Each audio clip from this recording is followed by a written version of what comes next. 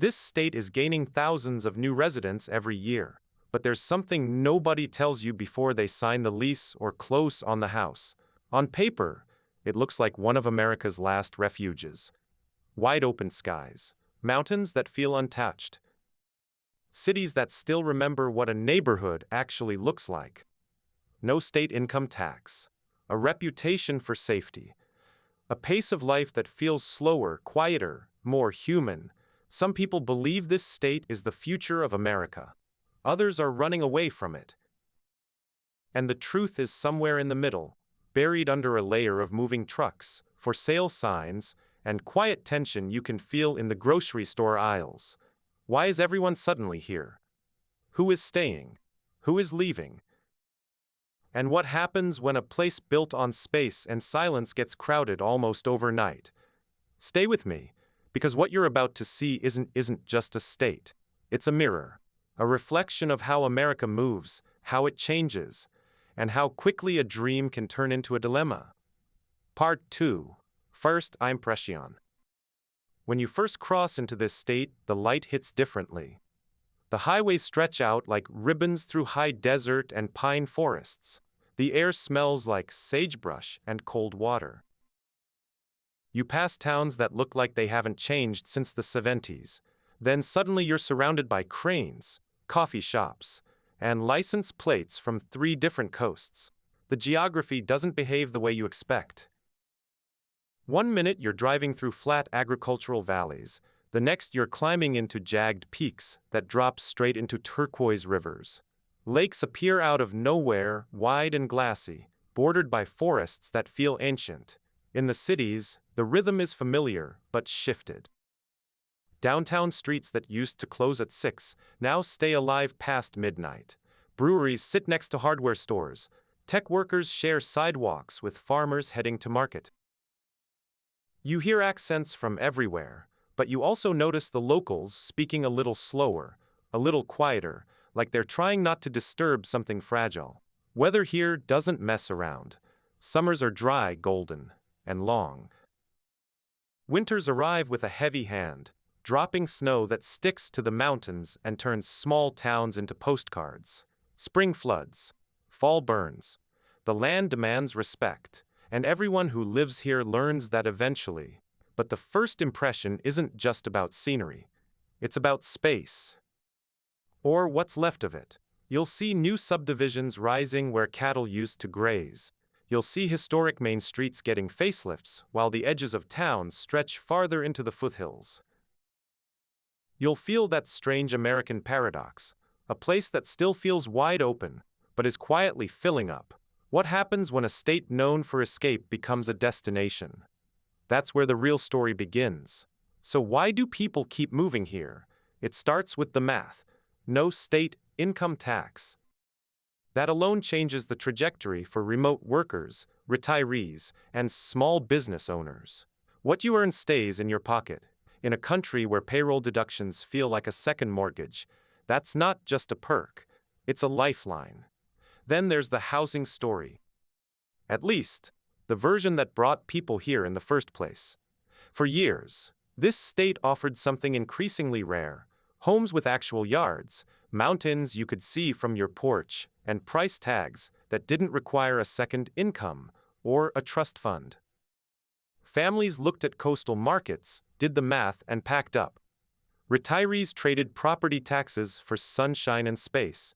Young professionals realized they could build a life instead of just renting a closet. And the lifestyle. It's not a marketing slogan here. It's how people actually live. You can hike before work, raft on the weekend, and still make it to a high school football game by Friday night. The outdoors isn't something you visit. It's your backyard. Trails weave through cities. Rivers cut through downtowns. State parks feel less like tourist stops and more like community living rooms. Safety matters too. Violent crime rates in many areas sit well below the national average. Neighborhoods still operate on the kind of quiet trust that feels almost forgotten elsewhere. Kids ride bikes. Porch lights stay on. People wave at strangers. Economically, the shift has been remarkable. Agriculture still runs deep, but it's no longer the only engine. Boise has quietly become a tech corridor, drawing semiconductor manufacturers, software firms, and remote teams who want mountain views instead of glass towers. Healthcare is expanding. Construction is booming. Small businesses are opening faster than permits can be processed. On the surface, it feels like freedom. Freedom from congestion. Freedom from certain taxes. Freedom from the feeling that you're always falling behind. But freedom always has a second side. And here, that second side is getting louder. Because while people are arriving, something else is happening beneath the surface. Prices are rising fast. In many communities, home values have doubled in less than 5 years. What used to be a modest starter home now commands a price tag that shocks even longtime residents. Rent has followed the same trajectory, climbing in cities and college towns until it eats into paychecks that never quite caught up. And it's not just housing. Infrastructure is straining. Roads built for a fraction of today's traffic now gridlock during rush hour. Schools are adding portables. Water systems are being tested by growth that outpaces planning. The very things that made this state livable are now being stretched thin. Then there's the tension you don't see on brochures. Locals who've been here for generations watch neighborhoods transform overnight. Family farms get subdivided. Main streets lose their hardware stores to boutique shops. The culture shifts subtly at first, then noticeably. Some welcome the change. Others feel like they're being erased in real time. Water is another quiet crisis. This state runs on rivers, aquifers, and snowpack. But drought cycles are lengthening. Agriculture competes with new developments. Legal battles over water rights are no longer historical footnotes. They're daily headlines. When you live in a high desert, water isn't just a resource. It's the difference between survival and collapse. And beneath all of this is a deeper friction. This state is becoming a magnet for two very different groups. Those seeking affordability and space, and those who are priced out of everywhere else. That combination creates pressure, and pressure changes places. It changes who can stay. It changes what a community looks like. It changes the soul of a state that built its identity on independence and quiet. The question isn't whether growth is good or bad. The question is whether a place can grow without losing itself. To understand this state, you have to move through it slowly. Start in the capital. What was once a quiet government town now feels like a city waking up. Downtown streets are lined with converted warehouses, coffee roasters, and co-working spaces. The riverfront, once industrial, is now a network of trails and parks. But step a few blocks east or west, and you'll see the older neighborhoods holding their ground. Brick bungalows, mature trees, porches where people still sit and watch the street. It's a city trying to balance ambition with memory. Head north. The landscape shifts into pine forests and glacial lakes. Towns here move at a different rhythm. Waterfront properties command premium prices, but just inland, you'll find older cabins, family-run diners, and communities that still measure time by fishing seasons and snowfall. The culture is rugged, self-reliant, and deeply connected to the land. But even here, the pressure is visible. Short-term rentals line the lakes. Traffic creeps up mountain passes. Locals debate growth at town halls that used to be empty. Go west. You'll find a region built on agriculture and small-town grit. Vast fields stretch to the horizon. Irrigation canals cut through the desert. Towns here don't chase headlines. They chase harvests. But look closer, and you'll see change. Food processing plants are expanding. Logistics hubs are opening. Young families are moving in because the math still works. It's not glamorous, but it's real. And in an era of digital economies, there's something grounding about a place that still feeds the country. Now look south. This is where the high desert meets the mountains. Wind farms spin on ridgelines. Ranch roads stretch for miles. Historic mining towns sit quietly in the valleys, their main streets half occupied, but full of character. Some are fading, Others are being rediscovered by artists, remote workers, and retirees who want space without isolation. It's a region that rewards patience. You don't stumble into success here. You earn it. And then there are the hidden corners. Mountain valleys where cell service drops and the night sky feels heavy. Rivers that run cold and clear, untouched by development. Small towns where the diner still knows your order and the post office is the center of the universe. These places don't show up on relocation guides, but they're where the state's soul actually lives. This isn't one place.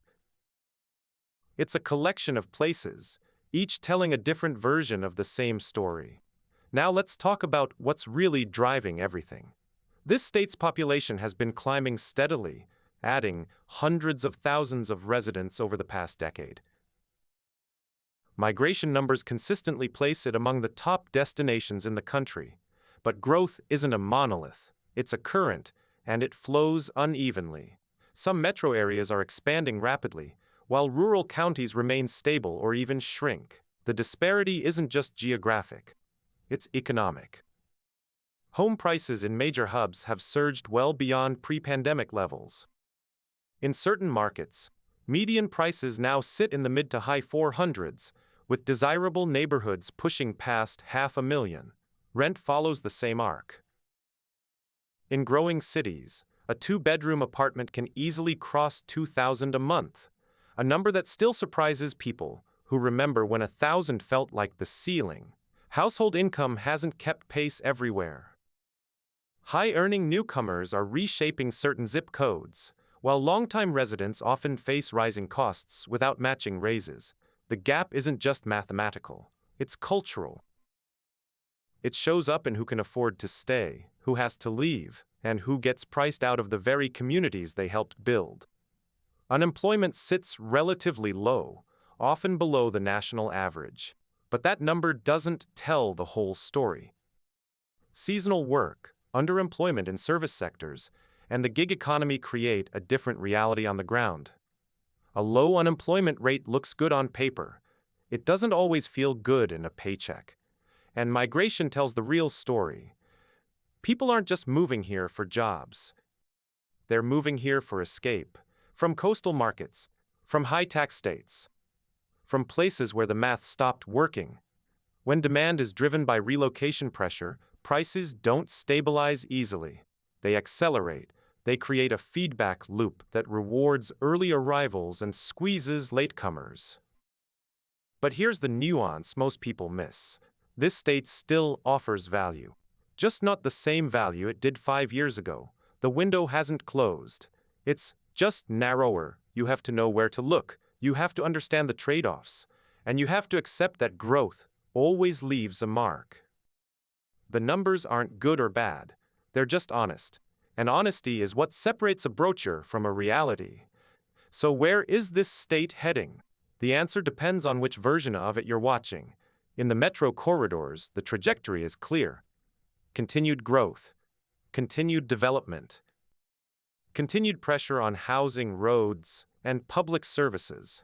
The capital will keep expanding, pushing into foothills and annexing new territory. Tech and healthcare will keep hiring. Remote work will keep drawing people who want mountains instead of skylines. But expansion isn't infinite. Water will dictate the limits. Infrastructure will dictate the pace. Zoning and local politics will dictate the shape. Communities are already debating density, short-term rentals, and growth boundaries. The conversation isn't about stopping change. It's about managing it. And management is messy. It requires compromise. It requires people who don't always agree to sit in the same room. Rural areas will follow different paths. Some will thrive as spillover zones, absorbing families priced out of cities. Others will struggle with aging populations, school closures, and economies that never fully diversified. The state's agricultural heart will remain vital, but it will face its own pressures, labor shortages, climate variability, and global market shifts. Climate risk will play a larger role. Wildfire seasons are lengthening. Snowpack is becoming less predictable. Drought cycles are testing reservoirs and aquifers. Insurance markets are adjusting. Construction standards are evolving. Long-term settlement will increasingly depend on how well communities adapt to a landscape that's changing faster than anyone expected. And then there's the deeper question. Can this state remain true to itself while absorbing so much new life? Or does growth eventually transform it into something unrecognizable? Every migration wave leaves a mark. Some fade, others become permanent. This state is experiencing one of the most concentrated internal migration shifts in recent American history. That doesn't happen without friction. It doesn't happen without loss. But it also doesn't happen without opportunity. The future isn't written, it's being built. One subdivision, one town hall, one water rights case, one family decision at a time. This state is not a simple success story. It is not a simple warning either. It is something in between, a place of constant arrival and constant adjustment, a landscape where dreams are built quickly, but sometimes at a cost that only becomes visible years later. For some, it's freedom. For others, it's pressure. For many, it's both at the same time. Maybe that's the real story. Not whether this state is good or bad, but whether it can continue balancing what it is becoming with what it used to be. Because every place changes. The question isn't whether change happens. The question is, who gets to shape it? Who gets to stay? Who gets to belong? So the question isn't just about this state. It's about you. Would you move here? Or would you watch it change from somewhere else? And more importantly, when the dust settles and the moving trucks are gone, what do you want a place like this to become?